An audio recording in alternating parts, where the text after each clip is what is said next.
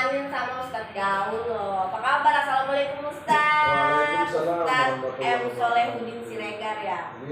Apa kabarnya Ustadz? Alhamdulillah. Alhamdulillah sehat ya. Nah Ustadz, sebelumnya kita masuk ke pembahasan utama, kita bincang-bincang santai dulu ya. Ustadz ini track record karirnya seperti apa Ustadz? Pengen tahu? Karena purnawirawan ya katanya ya. Saya biografi hidup saya dari sekolah SD, kemudian pesantren, Aku pernah pesantren juga. Pesantren. Masya Allah. Saya jadi malu loh sebenarnya. pesantren 7 tahun, kemudian kuliah di IAIN, Di mana? IAIN Medan, Oh. IAIN, kemudian masuk tentara, kemudian melanjutkan studi S2, kemudian Tugasnya di mana dulu Ustaz? kemudian di Padang, Di Balikpapan ya? Oh, berapa lama sudah di Balikpapan Ustaz? di Balikpapan sudah ada sekitar 20 tahun. Kamu umur berapa di? 27 di? 32. Oh, 32. Di mana tadi pertanyaan tadi di? Oh, udah sama foto aja di. Nah, Ustaz ini ada yang mau tanyain tentang situasi yang lagi unyu banget, yang lagi unyu banget di Balikpapan ini. Nih, ini kan sekarang lagi pilkada nih Ustaz. Fenomenanya paslon tunggal dengan kotak kosong. Nah, yang mau tanyain di sini itu, ini bisa jadi paslon tunggal ini kan case-nya kita berbeda dengan di Makassar. Kalau di Makassar bisa terjadi paslon tunggal karena paslon yang satunya itu didiskualifikasi. Jadi mau nggak mau ya paslon tunggal. Tapi sepertinya di Balikpapan ini di-create memang disengaja untuk melawannya itu kotak kosong jadi paslon tunggal. Nah, tanggapannya nih Ustaz, apa kira-kira paslon ini borong-borong partai? Karena kan rumornya yang berkembang di masyarakat kan itu. Silakan Ustaz. Baik, rekan-rekan semua di Balikpapan, saudara-saudaraku, sahabat-sahabatku, pilkada kali ini 2020 berbeda dengan pilkada yang sebelumnya di Balikpapan. Dulu ada 4 paslon, ada 3 paslon. Kali ini ada 1 paslon. Kenapa bisa terjadi begitu?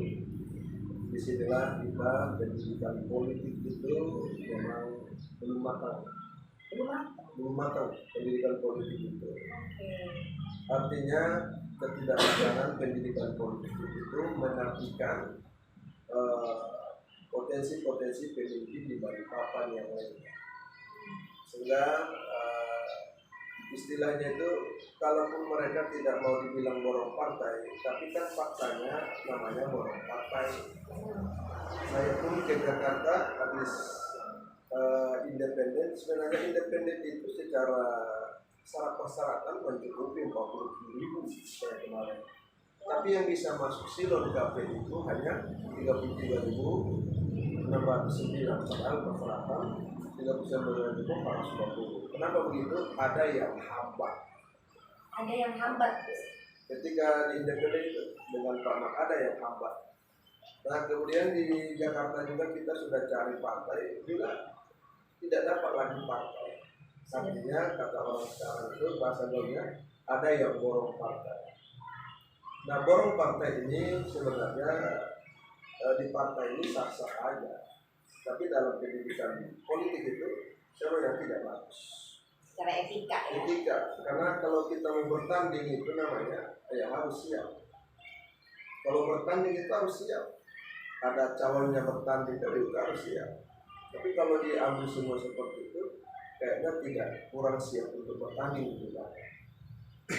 Kurang siap ya. Kurang siap. Mental ya, secara mental atau visi misi nih kira-kira. Iya. Yang tidak siap itu adalah mentalnya. Mentalnya ya. Atau bisa juga mungkin terlalu ambisi juga bisa. Akhirnya kan semua kandidat-kandidat itu sehingga memuluskan jalannya seperti itu. Tapi yakin saya jalan paslon tunggal ini tidak akan mulus. Iya. Pasti tidak mulus. Kira-kira nih Ustaz. Hmm. Ini sih Nyai sudah ada sempat menanyakan ini ke beberapa narasumber. Ini kira-kira paslon tunggal ini salah strategi kah? Atau ini memang sudah sesuai skenario-nya dia, menganggap wah ini gua paslon tunggal nih, gua image-nya bagus nih di sini nih, pasti gua menang telak nih. Tapi ternyata perlawanannya kan luar biasa. Memang di politik itu apa yang tidak mungkin bisa mungkin. Dan di politik itu kalau istilah saya itu halal haramnya nggak ada lagi di situ. Nggak ada lagi ya. Nggak ada punya rasa lagi di politik. Nggak ada urusan bisa halal haram. Yang penting saya bisa sampai tujuan. Apapun caranya seperti itu. Menghalalkan bicara. Wow. Nah, Ustaz, ini nih paslon versus kokos tuh pemenangnya kira-kira siapa ya? Kalau dari prediksi Ustaz nih. Iya. Kalau prediksi saya, kan pada dasarnya kita semua manusia itu kan baik. Ini yang milih ini kan memang disyaratkan melalui partai. Tapi yang milih ini kan perorangan. Walaupun borong partai, kita lihat ya, kita analisa itu, borong partai seperti itu tidak menjamin. Uang banyak, modal banyak, mungkin bisa ratusan miliar, tidak menjamin untuk bisa menang. Kenapa? Karena ini masalah nurani, masalah hati nurani. Maka kalau misalnya partai itu pernah saya baca analisa itu, kalau partai itu yang loyal dengan partainya untuk pilkada ini hanya 38%. 38%. Iya. Sisanya mencari mencari figurnya sendiri. Jadi 38% yang loyal ya anggota partai ke partainya. Tapi di sisi lain enggak. Makanya teman-teman bilang apa? Biar aja aku ikut ini dulu, nanti di kotaknya pemilihan itu aku pilih kotak kolom kosong. Begitu. Oh iya. Kalau itu kelihatan sangat jelas gitu. Nah di sisi lain banyak kelemahan-kelemahan. Mungkin kalau saya analisa begini ini bisa juga salah strategi. Tapi menurut mungkin ya paslon sudah pas strateginya. Ada strategi yang tidak menguntungkan. Strategi yang tidak menguntungkan. Ya. Apa itu? Ini karena borong partai ini membuat orang marah. Itu marah orang di mana-mana. Itu membuat ikatan emosional kuat. Sehingga kalau kita lihat kelemahan kekurangannya paslon dengan kolak kosong ini, ya memang paslon ini mungkin banyak dananya. Amunisinya kuat. Tapi orang sudah pinter. Banyak amunisinya ambil, tapi nggak dipilih orangnya. Memang begitu. Hukumnya ambil uangnya, ambil bingkah sembakonya, tapi tidak milih. Boleh berpahala. Buat dia jadi amal ya. Nah itu. Jadi ini walaupun banyak seperti ini, saya bilang dibanding dengan kolom kosong ini adalah niat yang tulus, tidak ada embel-embel. Panggilan nurani masing-masing masyarakat. Pak Ustadz Siregar, kita ikut kokos, monggo. Tidak ada. Nurani masing-masing. Karena Pak ingin perubahan. Memang kita memilih itu, kita kenali orangnya. Kalau sudah kenal orangnya, jadi ada isi hati kita, mau pilih atau tidak. Kalau kokos ini juga kelemahannya Pak, tidak punya dana seperti yang lain. Tapi tidak punya dana, tidak menyurut semangat kita untuk berjuang. Kenapa? Yang dipentingkan untuk memenangkan pertempuran. Kalau pertempuran ini memang pertempuran, memenangkan itu adalah apa? Mentalitas yang militan. Coba lihat teman-teman kokos itu, militannya luar biasa. Bikin spanduk sendiri, jalan dengan kokos sendiri. Maka ini adalah indikator bahwa kekuatan kokos ini luar biasa, yang tidak bisa ditandingi dengan uang banyak. Beda kayak di sebelah ya Ustaz ya. Ya, Dikit-dikit. ya. Iya. Biar cair, biar cair. Iya. Jadi pergerakannya kalau bahasa mereka itu laju. Laju pada speedboat. Ya. Jadi gitu ya. Nah, Ustaz, kita mau sedikit membahas. Mungkin ceritanya mungkin sudah ada seminggu yang lalu sih. Cuma pengen tahu sudut pandang Ustaz aja ini sebagai tokoh masyarakat ya. Tentang etika seorang pejabat publik yang memberikan statement tapi menyesatkan, pembodohan publik padahal dia pejabat. Ya. Memang mencari pemimpin itu kata Nabi, carilah pemimpin yang jujur. Yang jujur itu persyaratan. Karena pemimpin itu harus jujur. Artinya tidak bohong-bohongan. Kalau di politik ini ya semua jalan ditempuh. Yang ada yang tempuh yang tidak benar dibenarkannya. Etikanya seperti itu. Artinya kelihatan kata Nabi itu jangan pilih orang yang ambisi berlebihan. Jangan pilih orang yang ambisi berlebihan karena di ambisinya itu ada misi-misi yang tidak baik. Apa saja? Nyai terlalu cantik berlebihan, tidak bagus juga. Mas juga terlalu berlebihan ganteng, tidak bagus. Yang sedang-sedang aja ya. Dia kata dangdut itu kan, yang sedang-sedang saja. Asik. Tapi kenapa kalau berlebihan dilarang oleh agama? Nanti kalau tidak dapat yang dituju itu akan goncang hati pikiran. Segila ya. Bisa juga. Jadi kalau ada paslon yang sudah menggelontorkan ratusan miliar, tiba-tiba kalah, segila dong. Ya mungkin kalau gila sih mungkin belum, karena uangnya pun mungkin kan ada uang sponsor.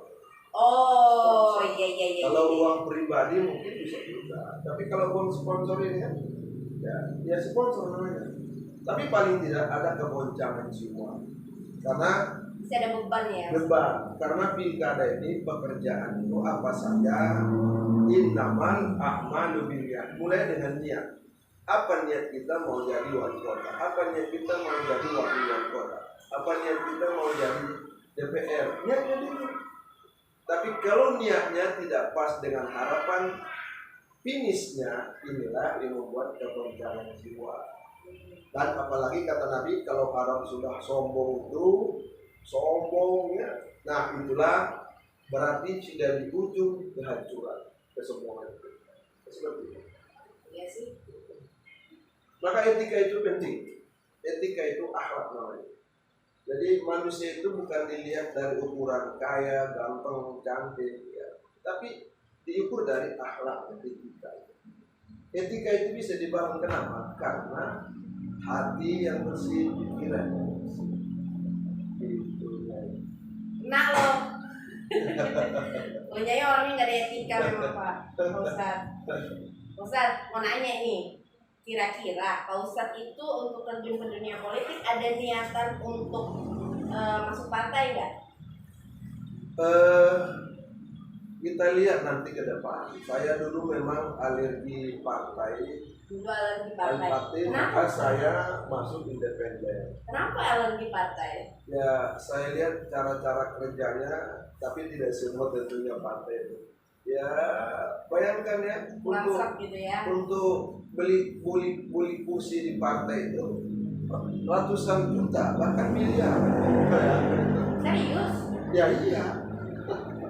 Iya. Kayak banyakin uangmu biar bisa beli kursi. Jadi kalau partai ini, makanya dulu partai ini saya tidak terlalu mengapresiasi lewat partai. Kenapa? Kalian lihat cara kerjanya itu mendapatkan tiket untuk pilkada itu sudah uang banyak keluar. Maharnya ya. Iya. Kalau orang nikah bertentangan dengan hati kita. Ya, kalau independen itu enggak. Kita kemarin KTP itu 47.000, nggak ada yang kita bayar KTP kita. Enggak ada beli-beli suara yang kayak di sebelah itu ya. Yang saya kasih mereka ini uang belanja keluarga di rumah, ini uang jajanmu. Oh, untuk tim. Oh iya, maksudnya kalau untuk KTP-nya kan nggak dibeli kan Ustaz? Karena kalau sudah kita mulai dari awal itu baik, bagus, halal, nanti barokah ke belakang. Tapi kalau sudah kita awali dengan main duit, ya, beli partai misalnya dengan cara-cara yang tidak santun itu, akhirnya pun nanti tidak akan barokah. Saya setuju dengan pendapatnya Ustaz Arifin Ilham. Kalau di daerah itu sudah caranya untuk mengambil kekuasaan dengan cara-cara yang haram, yang dilarang agama, tidak akan barokah tempat itu. Saya makin lewat DPR, saya pingin barokah. Maka dulu saya di koran saya bilang, saya pingin pilkada Balikpapan, Bapak ini pilkada sama. Tapi ternyata tidak bisa karena agent pemain di politik itu seperti itu. Tidak ada yang gratis. Katanya apa? Kencing di saya umum aja bayar. Di terminal aja bayar. Bayangkan itu. Apalagi seperti ini. Tapi dalam teori mencari kekuasaan itu, ya terserah dia mau apa saja, yang penting dapat dulu kekuasaan. Gak ada urusan mau akhlak kayak mau etika kayak bodo amat gitu Ustaz ya. Yang penting ambisi saya tercapai gitu. Alergi saya memang kayak gitu-gitu. Nah, ini Ustaz, ini kan fenomena nih, bukan fenomena lagi sih, ini memang sudah kenyataan ya yang terjadi di lapangan, cuman belum ada yang berani bersuara tentang politik uang yang sedang terjadi sekarang ini. Ada yang siram sembako sampai yang dapat sembako nih, misalnya dia nempelin stiker kolom kosong atau dia pemilik kolom kosong itu sampai diancam-ancam. Kamu kan sudah saya kasih beras, kenapa kok ininya kolom kosong gitu. Terus ada yang menjadi didata diminta KTP kakak untuk dapat ya mungkin 2,5 atau 300.000. Itu kan sama aja dengan suap menyuap. Yeah. Hukumnya bagaimana tuh Ustaz? Ini kan karena si Thanos ini kan mengerti agama lah pasti ya. Ya, memang fenomena seperti itu. Ya. Saya makanya ingin pilkada itu sapi. Benar-benar orang pemimpin memang yang pemimpin. Ini kan kita lihat ini di mana-mana seperti itu ya, pilkada, pileg ya pasti kasih duit. Nah hukumnya adalah ketika suap menyuap itu maka hukumnya berdosa neraka. Saya bilang kalau kita cinta sama Nabi ya, Bapak tokoh agama tahu, santri tahu, maka hindarilah seperti itu. Ada orang bilang begini, oh enggak suap itu enggak apa-apa untuk mendapatkan kekuasaan karena lawannya enggak tahu kita orang masih kamu mana. Beda kisnya dengan Balikpapan. Di Balikpapan kan sudah tahu pasalnya, ini orangnya, karakternya ini seperti ini orangnya. Kan kita sudah tahu karakter pasalnya itu kan. Dari A misalnya sampai dia sudah ada yang tahu. Nah ini kolom kosong. Kalau misalnya disebutkannya, oh boleh kok suap menyuap itu. Yang penting suap menyuap itu daripada orang yang tidak baik jadi wali kota. Ya, saya bilang tidak seperti itu. Dan nanti kalau menang kolom kosong 51 plus 1 50 plus 1 atau 51 plus 51 ya? 51 ya? 50 plus 1 Iya, plus 01. 01, maka yang jadi wali kota pejabatnya itu adalah PNS eselon 1 atau 2. Itu bukan PNS biasa, PNS yang sudah profesional, kredibilitasnya sudah ada. Dan kalau menang kolom kosong ini tidak ada beban wali kota untuk balas jasa kepada partai. Gak bakal dirongrong sama partai ya? Partai, saya sangat setuju. Ini yang saya cari. Tidak ada intervensi yang lain sehingga lulus dia. Bisakah wali kotanya membangun? Bisa.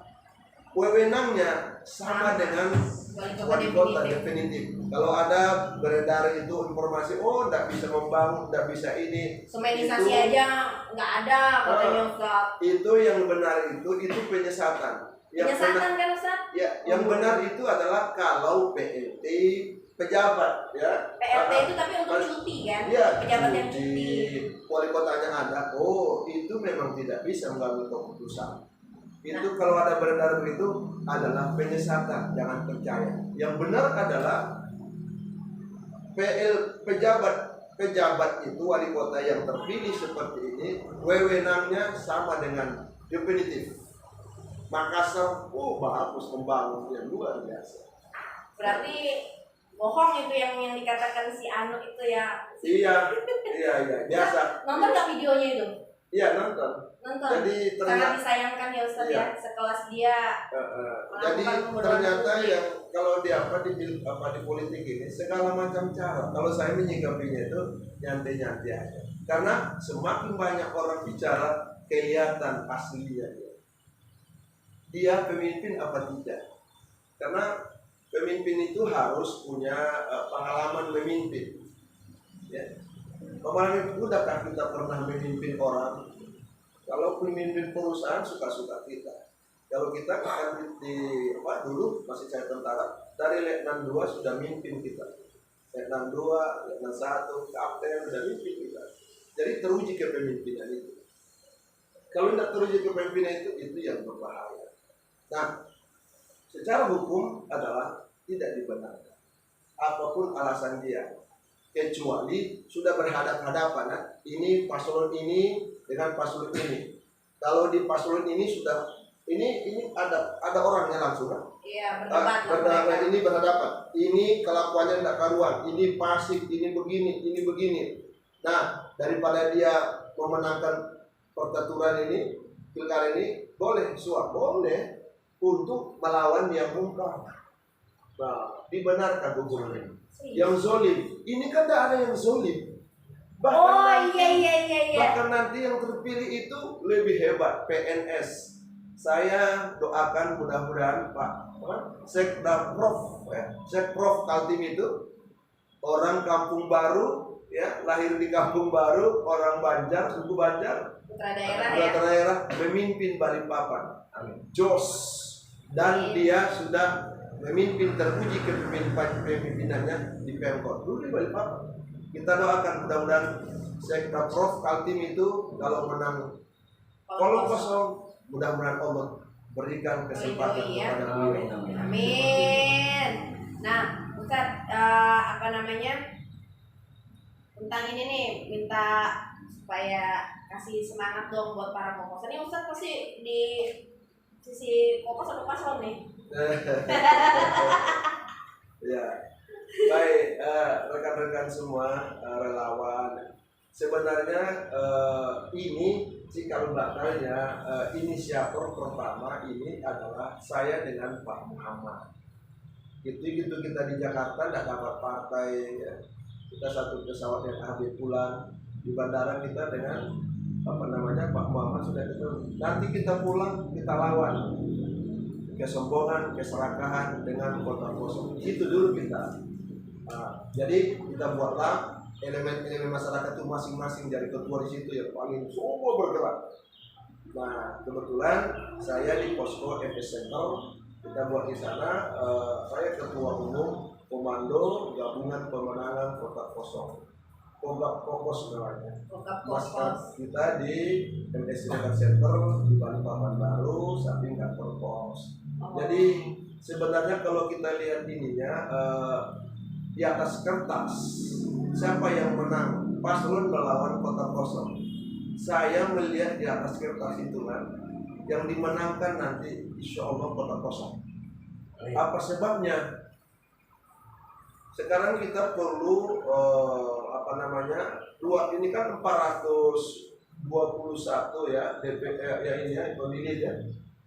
Kita harus dapat 220 ya suara. Bisa dapat, bisa. Saya independen sudah 47.000. Ya. Itu ke kokos semua itu Ustaz ya? Sudah, walaupun tak ke kokos sebagian mungkin ya 5.000 lah yang lah ya. Oke. Jadi saya sudah 47.000.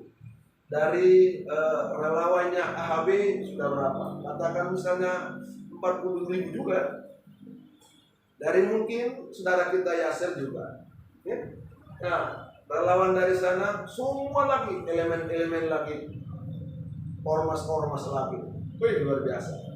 Apalagi ditambah lagi kekuatan kita adalah menurut penelitian itu kalau yang loyal ke partai itu 38%. Selebihnya bisa masuk ke kokos. Saya prediksi, saya prediksi saudara-saudaraku, saya prediksi mudah-mudahan ini benar ya. Kali ini akan dimenangkan oleh kokos. Amin. Alasan lain lagi apa? Di kokos ini adalah tidak punya uang kita bergerak, tapi militansinya luar biasa. Coba lihat sampai malam jam berapa itu seluruh Balikpapan telepon, Pak Ustadz gimana kokos? Ya saya bilang kokos begini. Ustadz di mana? Saya di kokos, saya ikut Ustadz, monggo. Analisa inilah yang membuat kita semangat. Artinya mendobrak oligarki politik, money politik, dan dinasti politik. Keserakahan dan kesombongan itu terlawan. Harus. Jangan kecil hati. Di Quran berapa banyak golongan besar yang dikalahkan oleh golongan kecil. Kenapa golongan kecil? Ikhlas berjuang karena Tuhan, karena menuntut kebenaran. Digulung itu kelompok besar. Mudah-mudahan di Balikpapan ini juga akan dibuktikan, ditunjukkan oleh Allah yang benar dan yang kuat. Kemudian di sisi lain, kepada rekan-rekan relawan, ya, jangan terpancing dengan perkataan di medsos macam-macam. Jangan terpancing. Saya lihat di medsos itu ada namanya maulid dan sebagainya. Nggak usah terpancing. TO itu. Ya. TO-nya Nana itu, Ustaz. Iya. Jangan terpancing ya. Ini kalau peperangan itu memang dibangun opini untuk kita berkutat di situ, lupa tujuan kita. Ya. Jangan mengalihkan fokus ya. Fokus. Tidak usah, tetap aja. Cuma candain aja. Mudah-mudahan kembali ke jalan benar. Iya. Ya. Dan harapan saya kepada teman-teman semua, ya, bergerak semua. Bergerak. Ini masih ada waktu kita, masih banyak. Sebenarnya kalau bertemu waktu ini luas, bisa kita menangkan. Dan di sisi lain kepada seluruh warga Balikpapan, ya, cobalah kita dengan cara-cara yang santun, ya. Di medsos kalau nggak suka ya sudah, ya. Dan kalau kita ini juga apain sih? Saya tidak jadi wali kota, bapak ibu juga tidak wali kota. Yang wali kota kan yang paslon. Kalau diberkahi Tuhan, kita enggak. Ngapain kita kelahi gara-gara itu? Kalau misalnya ndak enak ikut kokos, ndak apa-apa. Itu di sebelah dulu ndak apa-apa. Tapi ingat, nanti di tempat bilik suara itu jangan lupa kokos. Ndak ada orang lain tahu siapa yang bapak coblos. Benar. Walaupun berteman, akrab, ya dengan lain-lain, tapi biar aja berteman akrab. Tapi ingat, jangan lupa fokus di bilik suara kotak kosong ya. Mudah-mudahan kita ke depan insya Allah akan kuat. Dan kita akan jaga seluruh TPS sekalipun tidak boleh masuk ke dalam. Pasukan saya dan pasukan lain kita kerumuni TPS. Bila perlu kalau ada yang nggak benar, kita benarkan di situ. Ini karena itu harapan kita ke KPU, Bawaslu, ya, harus netral ya. KPS netral. Akan diminta pertanggungjawaban di depan Allah suatu saat. Ya, akan diminta pertanggungjawaban di depan Allah suatu saat. Karena itu jadilah kita petugas-petugas yang diridhoi Allah. Oh begitu ya. Oh gitu. Bisa kasih ini dong, kasih wejangan buat yang kubu sebelah tuh. Mereka kan suka sebar hoax. Terus sudah stop dong gitu. Supaya nggak memancing emosi kokosas juga, kita jangan saling memancing emosi lah. Iya, tadi sudah saya sampaikan kepada rekan-rekan, saudara-saudaraku di sebelah dan saudara-saudaraku di kokos, ya. Yang jadi kita ini tidak jadi wali kota, mereka yang jadi wali kota. Nggak perlu kita kelahi, ya. Nggak perlu kelahi, nggak perlu emosi. Sudah ada digariskan Tuhan. Siapakah yang jadi wali kota itu sudah digariskan Tuhan. Maka kita baik-baik saja lah, nggak usah saling menjelek-jelekan, nggak perlu saling menjelek-jelekan. Katakanlah yang benar, katakanlah yang salah. Dan jangan membohongi masyarakat. Jangan ya, membohongi masyarakat. Jangan. Bagaimanapun cari cara kita adalah cara-cara yang bermartabat. Dan kemudian di sisi lain, saudara-saudaraku, ini sampai tanggal 9 bangunlah opini yang baik. Kita bersaudara. Paslon ini Pak Rahmat dengan Pak Toharin teman saya teman akrab, benar. Tapi saya sudah izin kita dulu berseberangan dulu kan itu. Ini tim-timnya pun teman, apa? Kita berseberangan ada apa-apa.